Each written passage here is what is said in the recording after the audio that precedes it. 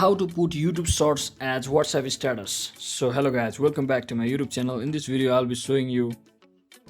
So first thing first, simply head over to your YouTube application, and once you're inside your YouTube application, simply select random shorts from here.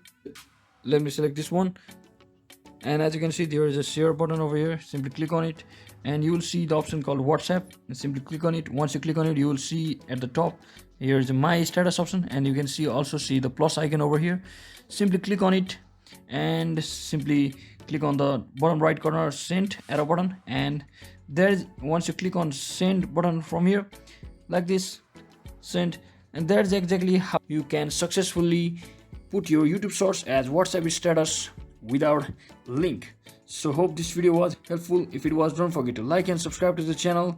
See you in the next one.